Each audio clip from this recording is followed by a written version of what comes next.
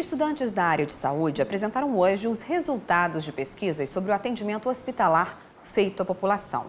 Os trabalhos fazem parte da semana de apoio à iniciação científica da Fundação Hospital Adriano Jorge. Aline é estudante de enfermagem e, nos últimos 2 anos, analisou a contribuição do atendimento humanitário para os pacientes de tuberculose.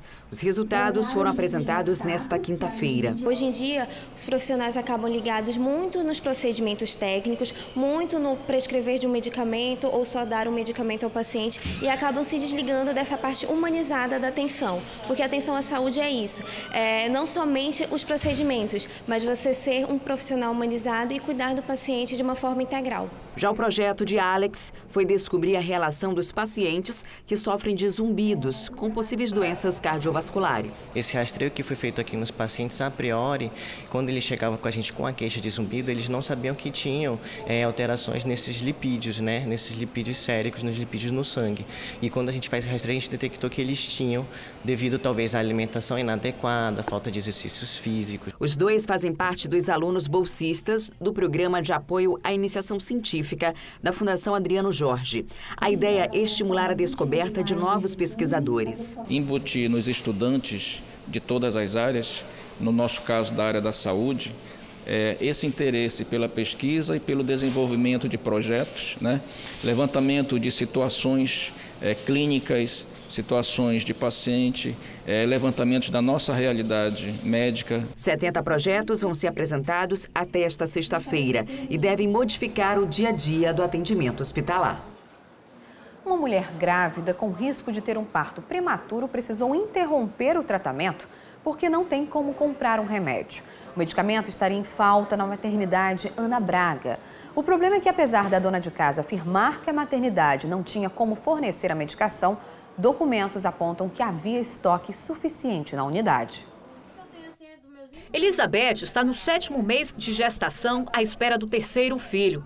Mas na semana passada ela quase entrou em trabalho de parto. Eu senti muita contração e a minha mãe me levou lá para uma maternidade e quando eu cheguei lá, eles falaram que eu estava em trabalho de parto, só que eu não podia ter ainda por causa que o pulmão do bebê não estava formado. Se eu tivesse, arriscaria a criança não sobreviver.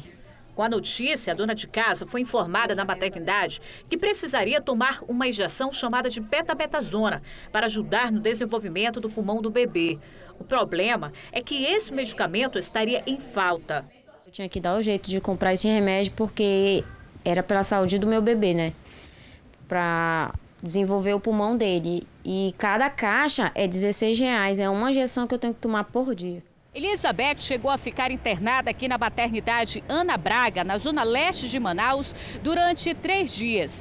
Mas por conta da falta de medicamentos e estrutura da unidade, ela decidiu continuar os tratamentos em casa. Os pacientes que querem beber água têm que levar de casa, garrafa com gelo, todo dia e à noite também.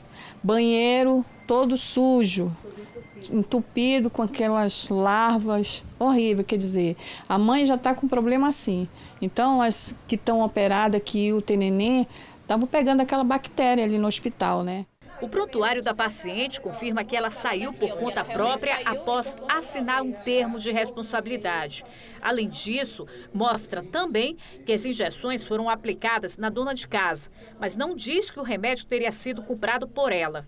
Agora, o que chama a atenção é que este outro documento mostra que o estoque da unidade estava abastecido com a medicação. Apesar de Elizabeth afirmar que a maternidade Ana Braga teria alegado não ter a injeção. Nós temos um controle que pode ser mostrado aí, que realmente dificilmente uma medicação assim, mesmo quando chega perto do zero, nós já estamos repondo. Depois dessa situação, a preocupação da dona de casa é com a saúde do bebê. Como está desempregada, o desespero aumenta por não ter condições para comprar o remédio. E quem puder me ajudar, que me ajude. Porque eu não tenho condições. Porque se eu tivesse, eu não estaria aqui pedindo. O médico orienta que a dona de casa volte à maternidade para continuar o acompanhamento com a obstetra. Ela não pode estar fazendo essa medicação assim aleatoriamente, Ela precisa de um acompanhamento realmente bom pela unidade de saúde mais próxima da casa dela e que, inclusive, o objetivo nesse momento a mim não seria nem fazer essa medicação, e sim tentar inibir o